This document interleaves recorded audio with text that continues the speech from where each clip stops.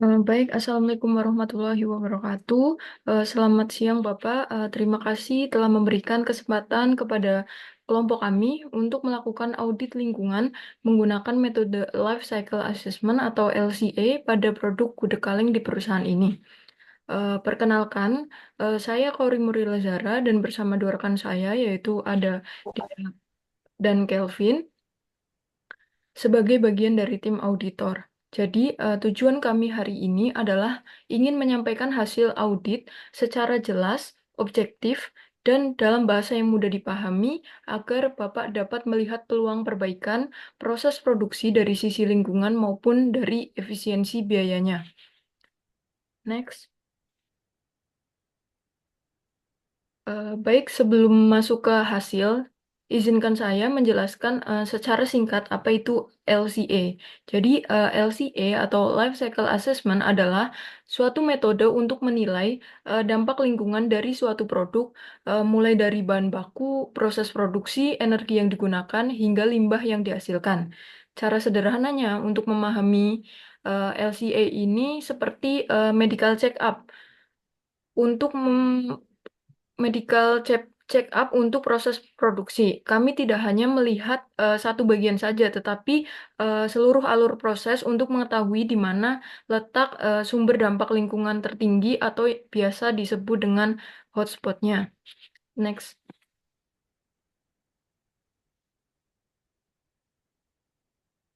Oke, jadi mengapa sih audit LCA itu penting? Audit ini penting karena dapat membantu perusahaan mengetahui proses mana yang paling banyak menghasilkan emisi, limbah, atau penggunaan energinya. Dengan mengetahui titik kritis, perusahaan dapat mengambil keputusan berbasis data untuk meningkatkan efisiensi, menurunkan biaya operasional, dan mendukung penerapan produksi yang lebih ramah lingkungan. Nah, tujuan audit LCA sendiri itu yang pertama adalah mengidentifikasi sumber dampak lingkungan terbesar pada proses produksi gudeg kaleng, lalu memberikan gambaran kuantitatif mengenai konsumsi energi, penggunaan bahan baku, serta limbah yang dihasilkan, serta menyusun rekomendasi yang realistis, terukur, dan dapat diterapkan oleh perusahaan dalam jangka pendek maupun jangka panjangnya. Next.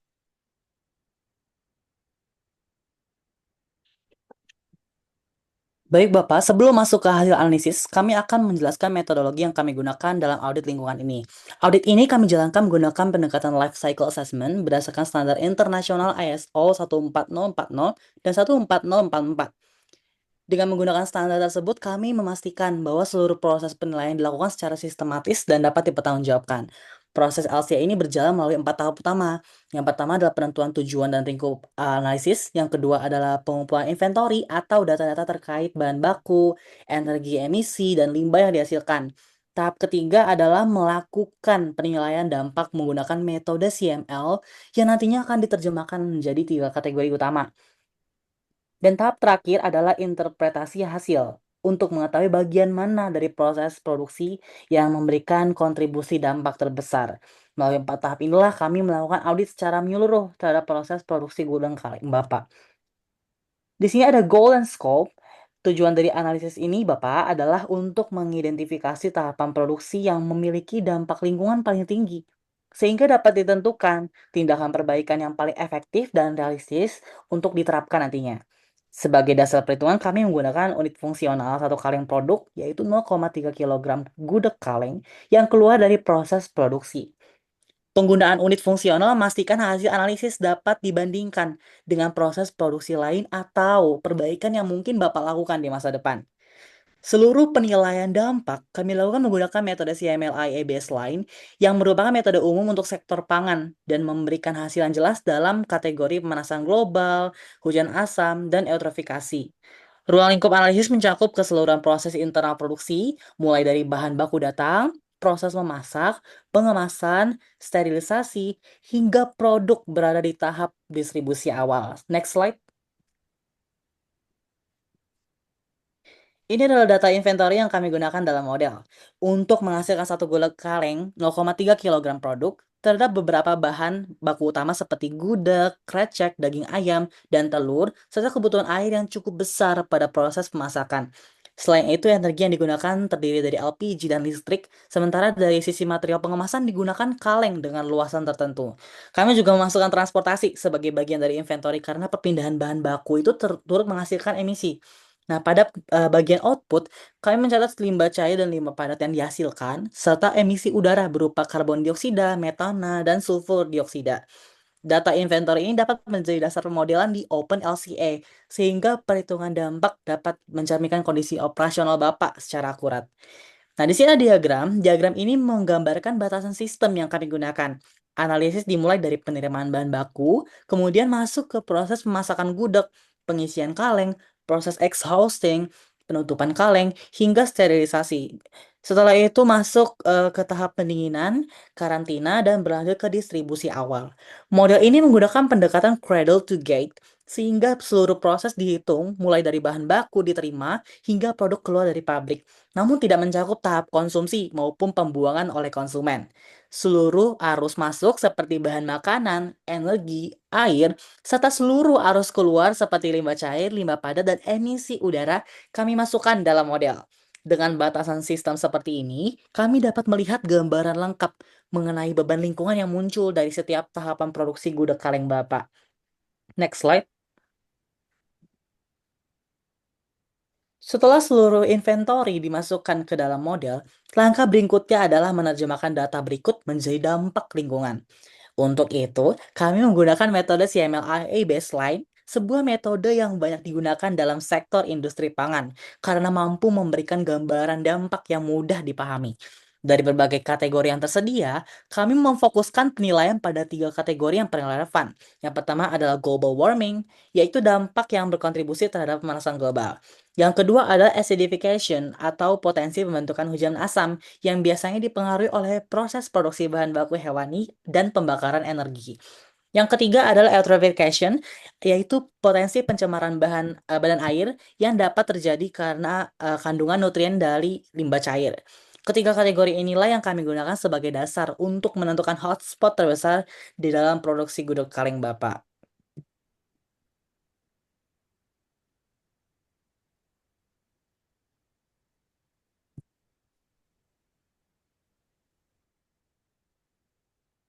Eh, izin melanjutkan. Baik, selanjutnya dari kami, tim audit akan menyampaikan hasil penelusuran terkait inventarisasi aliran material atau input-output flow pada proses produksi gudeg kaleng.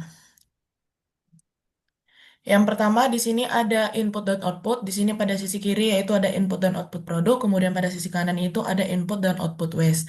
Yang pertama di sini input dan output produk, di mana kami masuk pada aliran proses kategori produksi. Untuk pada tabel sisi kiri ini dapat kita lihat bahwa proses produksi gudeg kaleng ini memerlukan beberapa input utama, seperti yang sudah disampaikan oleh teman saya sebelumnya, yaitu berupa bahan baku pangan seperti ada telur ayam, daging ayam, kemudian cabai, dan beberapa bahan penunjang lainnya, di mana seluruh bahan tersebut itu masuk dalam kategori agricultural food, dan jumlah dan satuannya itu telah kami verifikasi melalui pengecekan langsung dan serta catatan produksi dibandingkan standar pemakaian pada setiap batch. Kemudian dari hasil audit itu seluruh input itu telah kami sesuaikan dengan kebutuhan proses pada pengolahan gudeg hingga tahap pengalengan. Kemudian pada bagian outputnya di situ tertulis ada output produk yaitu gudeg kaleng dengan massa yang tercatat itu sebesar 0,3 kilogram per siklus prosesnya. Kemudian ada output emisinya yaitu berupa karbon dioksida, gas metana, dan sulfur dioksida. Kemudian yang pada sisi kanan yaitu ada input dan output waste, di mana kita beralih pada aliran proses kategori limbah. Di mana pada bagian input ini itu tercatat bahwa beberapa proses limbah ini menerima dua jenis limbah produksi, yaitu ada wastewater, itu limbah cairnya, kemudian untuk limbah padatnya itu, yaitu dari bekas proses pengalengan itu tercatat di situ sebesar 0,0154 meter kuadrat, untuk limbah cairnya itu sebesar 0,01680 meter kubik. Seperti itu. Kemudian untuk output daripada proses waste ini, Ya, itu terdapat beberapa parameter penting yang kami verifikasi, yaitu ada biological oxygen demand itu di angka 0,03360 kilogram. Kemudian yang kedua ada chemical oxygen demand atau COD itu di angka 0,05880 kilo 0,5580 kilogram, dan yang terakhir itu ada suspended solid itu di angka 0,0840. Kemudian kemudian kita lanjut ke hasil analisis kontribusi emisi dari setiap bahan baku, di mana di sini seperti yang sudah teman saya sampaikan sebelumnya, di sini kami memilih beberapa impact kategori, yaitu seperti acidifikasi atau hujan asam, kemudian eutrofikasi, global warming, kemudian ada ozone layer depletion juga. Di mana dapat kita lihat di gambar untuk acidifikasi ini eh, grafik tertinggi itu dihasilkan oleh other, yaitu proses-proses lainnya. Kemudian tertinggi kedua itu dihasilkan oleh telur. Kemudian yang kedua untuk impact kategori yang kedua itu ada global warming. Itu masih sama, grafik tertingginya itu dihasilkan oleh other, di mana other itu campuran proses-proses rangkaiannya. Kemudian tertinggi kedua itu dihasilkan oleh gudeg kaleng di angka 3,447 kilogram CO2 ekivalen. Kemudian yang terakhir di sini ada kemudian yang ketiga di sini ada eutrofikasi. Untuk grafik tertingginya itu masih di grafik yang other, pencampuran. Kemudian tertinggi kedua itu ada dihasilkan oleh limbah gudeg, itu di angka 0,013 kilogram. Kemudian yang terakhir untuk ozone layer depletion atau penipisan lapisan ozon, itu masih sama, untuk grafik tertingginya itu dipegang oleh other, campuran proses-prosesnya. Kemudian yang tertinggi kedua itu dihasilkan oleh bahan bakar untuk petroleum refinery operation, seperti itu. Kita lanjut ke bagian untuk untuk emisi terbesar di bahan baku untuk COD, BOD, dan suspended solid itu seperti yang sudah di bagian input dan output waste. Yang pertama ada COD atau chemical oxygen demand, di mana COD itu beban pencemar organik yang menggambarkan kebutuhan oksigen kimia untuk menguraikan zat organik dalam air, di mana dalam grafik seperti yang sudah kita lihat itu batang paling tinggi itu masih dipegang oleh other, kemudian tertinggi kedua itu dihasilkan oleh perlakuan terhadap limbah air dari potato scraps production. Kemudian yang kedua itu ada biological oxygen demand atau BOD. Di sini masih sama, grafik tertingginya itu dipegang oleh other, untuk tertinggi keduanya itu di penggunaan energinya untuk petroleum. Kemudian yang terakhir itu ada suspended solid. Suspended solid juga masih sama, grafik tertingginya dipegang oleh other dan tertinggi keduanya itu dipegang oleh eh, market of phosphoric acid. Di mana untuk tingginya nilai yang pertama untuk COD ini, tingginya nilai COD ini masih menunjukkan bahwa proses produksi ini masih menghasilkan senyawa organik terlarut yang cukup signifikan sebelum melalui tahap pengolahan air limbah. Kemudian yang untuk BOD atau biological oxygen demand ini menjadi perhatian karena BOD ini harus lebih diperhatikan lagi, karena BOD ini merupakan indikator penting yang langsung berpotensi untuk pencemaran air. Kemudian yang ketiga itu TSS atau suspended solid, di mana kenaikan dari nilai suspended solid ini itu sangat erat kaitannya dengan proses persiapan bahan baku seperti pencucian untuk bahan-bahannya yang sudah saya sebutkan tadi, serta proses perendaman dan beberapa proses lainnya seperti itu.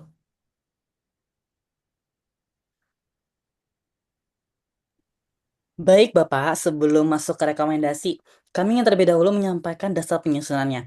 Rekomendasi ini tidak kami buat secara asumtif, namun berdasarkan hasil perhitungan dari metode CML yang kami jalankan di OpenLCA. Dari seluruh kategori dampak yang kami evaluasi, nah kami menemukan bahwa kontribusi terbesar berasal dari bahan baku krecek yang memberikan dampak dominan pada kategori pemanasan global dan hujan asam.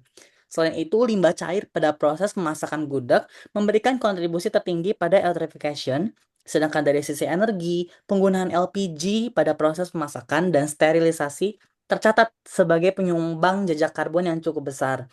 Pada tiga hotspot ini, bahan baku krecek, limbah cair, dan konsumsi LPG, kami menyusun dasar rekomendasi yang bisa Bapak terapkan. Tujuannya adalah memberikan solusi yang realistis, biaya terjangkau, dan relevan dengan kondisi UMKM atau industri kecil yang Bapak kelola. Next slide.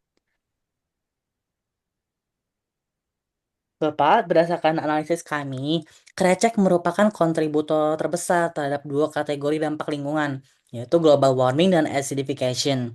Hal ini wajar karena krecek berasal dari produk hewani, sehingga jejak lingkungan dari proses budidaya ternaknya ikut terbawa ke produk akhir. Ada beberapa pendekatan yang dapat Bapak lakukan untuk mengurangi dampaknya tanpa mengorbankan karakter gudeg kaleng yang Bapak produksi. Pertama, Bapak dapat mempertimbangkan menggunakan krecek alternatif berbasis nabati. Nah, saat ini sudah banyak industri kecil yang memproduksi krecek nabati ya, menggunakan bahan seperti gluten atau jamur tiram. Teksturnya mirip dengan krecek sapi dan profil rasanya dapat disesuaikan dengan bumbu gudeg sehingga tidak mengubah cita rasa produk. Nah, yang kedua, terdapat opsi penggunaan krecek berbahan kulit singkong yang sedang berkembang di beberapa UMKM makanan.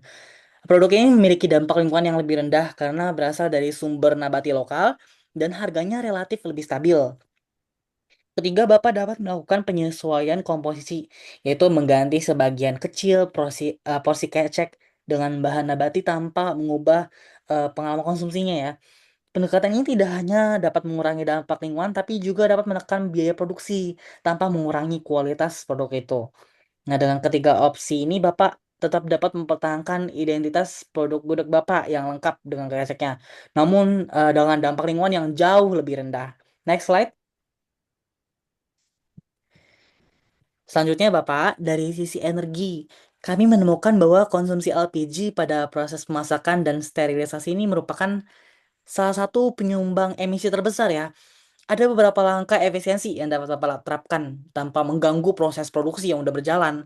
Pertama, penggunaan burner LPG dengan efisiensi pembakaran lebih tinggi. Burner TP ini memiliki desain yang memungkinkan panas menyebar lebih merata, sehingga bahan baku itu lebih cepat matang dan konsumsi LPG-nya juga dapat ditekan. Kedua, Bapak dapat mempertimbangkan insulasi thermal pada alat masak atau retort. Insulasi ini ya berfungsi untuk menahan panas agar tidak hilang ke lingkungan. Sehingga energi yang Bapak keluarkan itu benar-benar digunakan untuk proses pemanasan, bukan untuk memanaskan ruangan. Ketiga, kami melihat adanya potensi pengurangan idle time pada proses sterilisasi. Nah, pengaturan yang lebih presisi ya terhadap waktu pemanasan dan pendinginan itu dapat memberikan penghematan energi yang cukup signifikan. Lalu ada keempat, ya untuk beberapa proses tertentu ya, tidak memerlukan suhu yang sangat tinggi. Bapak dapat mempertimbangkan ya penggunaan kompor listrik sebagai alternatif. Alat ini memiliki kestabilan energi yang lebih baik dan menghasilkan emisi langsung yang lebih rendah. Nah, dengan langkah-langkah tersebut, proses produksi tetap berjalan dengan standar keamanan pangan yang sama, namun dengan penggunaan energi yang lebih hemat dan dampak lingkungannya juga lebih kecil. Next slide. Bapak, dari sisi limbah, kami melihat bahwa proses pemasakan gudeg ini menghasilkan limbah cair yang berkontribusi besar pada kategori eutrophication. Nah, hal ini terjadi karena air bekas masakan yang mengandung sisa bahan organik, ada nutrien juga. Jika langsung dialirkan ke lingkungan dapat mempercepat pertumbuhan alga dan menurunkan kualitas air itu. Untuk itu kami menyarankan ya, penerapan sistem pengolahan limbah cair sederhana, namun efektif dan terjangkau bagi skala usaha Bapak. Yang pertama, Bapak dapat menggunakan sistem filtrasi bertahap yang terdiri dari lapisan pasir, kerikil, arang aktif. Nah, proses ini efektif menyaring partikel padat dan mengurangi kandungan bahan organik di dalam air limbah. Lalu yang kedua ada pemisahan antara limbah padat dan cair. Ini akan mempermudah proses pengolahan serta menurunkan potensi penyumbatan. Limbah padat dapat dikelola secara terpisah, misalnya melalui composting, bisa untuk jadi pupuk. Ketiga, sebagian air yang dihasilkan dapat dimanfaatkan kembali juga untuk tahap awal, misalnya untuk pencucian alat ya. Sehingga Bapak dapat mengurangi penggunaan air bersih untuk sekaligus juga menurunkan beban limbah itu sendiri. Dengan penerapan tiga langkah ini, dampak tadi eutrophication dapat berkurang secara signifikan tanpa perlu investasi besar dan Bapak tetap dapat menjaga kualitas lingkungan serta area produksi. Next slide. Baik Bapak, untuk membantu Bapak menentukan langkah perbaikan yang paling efektif bagi proses produksi gudang karek, kami menyusun daftar rekomendasi ini dalam bentuk matriks prioritas. Matriks ini kami buat bukan hanya untuk menunjukkan pilihan solusi, tapi untuk membantu Bapak mengambil keputusan bisnis yang strategis, yang relevan, yang efisien, dan paling berdampak. Nah, di sini ada sumbu vertikal pada matriks ini. Ini menggambarkan tingkat kemudahan implementasi serta kebutuhan biaya juga ya. Artinya semakin tinggi posisinya, semakin mudah dan semakin rendah biaya penerapannya. Sementara sumbu horizontal ini menunjukkan besarnya penurunan dampak lingkungan yang dapat dicapai. Semakin ke kanan letaknya, semakin besar penurunan dampak yang bisa Bapak dapatkan dari rekomendasi tersebut. Nah, dengan memadukan kedua aspek ini ya, kita campur kemudahan dan dampak, kami dapat mengidentifikasi mana langkah yang sebaiknya Bapak dahulukan, mana yang dapat Bapak rencanakan sebagai pengembangan jangka menengah, dan mana yang sebenarnya tidak mendesak untuk Bapak investasikan saat ini. Yang pertama ada kuadran quick wins, kami menyebutnya, dampak tinggi dan mudah diterapkan. Ini adalah prioritas utama yang kami sangat sarankan untuk Bapak terapkan pertama kali. Di kuadran ini, Bapak dapat melihat rekomendasi yang dampak lingkungannya sangat besar, tapi proses penerapannya sederhana dan tidak membutuhkan biaya besar. Kuadran ini adalah fokus utama kami ya, karena langkah-langkahnya di dalam itu memberikan imbal hasil paling tinggi dalam waktu paling cepat. Yang pertama ada substitusi sebagian krecek dengan bahan nabati. Ini adalah rekomendasi dengan dampak tertinggi, karena krecek merupakan hotspot utama dari analisis kami. Menggantikan sebagian kecil komposisi krecek dengan bahan berbasis seperti gluten atau jamur tiram, ini terbukti menurunkan dampak global warming dan acidification secara signifikan. Keunggulannya, Bapak tidak perlu menghilangkan krecek sepenuhnya, hanya mengurangi sebagian, sehingga karakter gudeg itu tetap terjaga namun dampak lingkungannya turun drastis. Yang kedua ada menggunakan krecek alternatif berbahan kulit singkong. Opsi berikutnya ini sebuah inovasi lokal yang semakin banyak digunakan industri makanan. Selain jejak lingkungan yang lebih rendah, bahan ini juga stabil harganya dan lebih mudah didapat. Alternatif ini sangat menguntungkan bagi Bapak karena tidak membutuhkan perubahan besar pada proses produksi itu. Yang ketiga ada filtrasi limbah cair bertahap. Nah, rekomendasi ini menjadi quick win juga karena eutroffication pada sistem Bapak ini sangat dominan. Dan filtrasi bertahap menggunakan pasir, kerikil, dan arang aktif. Ini merupakan metode sederhana namun efektif untuk menurunkan beban organik air limbah. Biayanya relatif rendah, perawatannya mudah, dan hasilnya juga langsung terasa. Yang keempat ada optimasi burner LPG. Burner dengan pola pembakaran yang lebih efisien, ini dapat mengurangi konsumsi LPG sekaligus menurunkan emisi langsung dari proses pemasakan. Penggantian atau penyesuaian burner ini tergolong mudah, tidak mengganggu alur produksi atau dan memberikan penghematan energi yang jangka panjang. Selanjutnya kita akan bahas kuadran maintain, dampaknya rendah tapi mudah diterapkan. Ini bukan prioritas utama, namun sangat baik bila diterapkan sambil berjalan. Nah, beberapa langkah memberikan dampak sedang dan karena penerapannya mudah, rekomendasi ini dapat dilakukan sebagai langkah pendukung. Yang pertama ada pemisahan limbah padat cair. Dengan memisahkan limbah padat dari limbah cair, Bapak dapat mengurangi beban filtrasi dan mempermudah proses pengolahan limbah. Ya, walaupun dampaknya tidak sebesar proses filtrasi utama, angka ini udah membantu meningkatkan efisiensi secara keseluruhan. Yang kedua dari use air untuk pre-wash. Air bekas filtrasi dapat dipakai ulang untuk tahap awal pencucian alat. Dampaknya tidak besar, tapi membantu menekan penggunaan air bersih sehingga mendukung efisiensi operasional juga. Lalu kita akan membahas kuadran high impact yang dampaknya tinggi tapi biayanya tinggi. Nah, ini adalah investasi jangka menengah. Dampaknya besar namun membutuhkan dana lebih. Nah, langkah-langkah ini sangat efektif menurunkan dampak lingkungan, tetapi karena membutuhkan investasi yang relatif lebih tinggi, kami merekomendasikan agar Bapak mempertimbangkannya setelah quick wins berjalan dengan baik. Nah, yang pertama ada penggunaan kompor listrik industri. Beralih ke kompor listrik ini dapat mengurangi ketergantungan pada LPG dan mengurangi emisi langsung dari pembakaran gas. Namun, investasi awal serta kebutuhan daya yang lebih besar ya, membutuhkan rekomendasi ini lebih cocok sebagai rencana jangka menengah lah.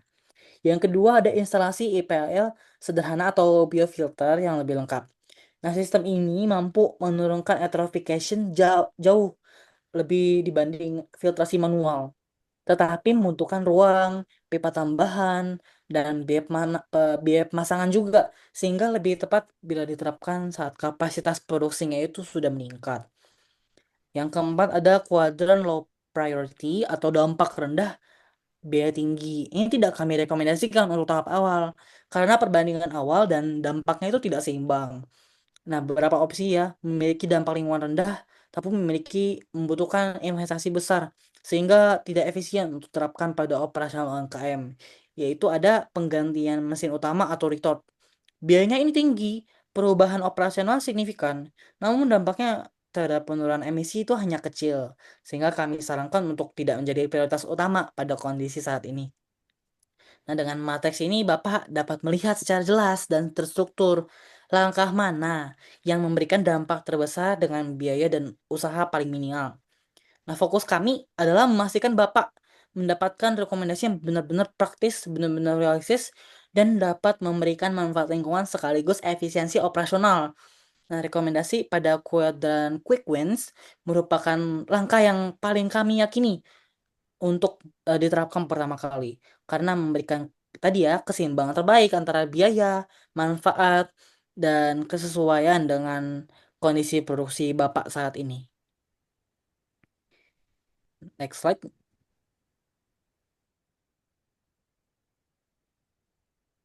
Baik, Bapak. Berikut lampiran kunjungan dari kelompok kami ke rumah produksi Kudu Kaleng.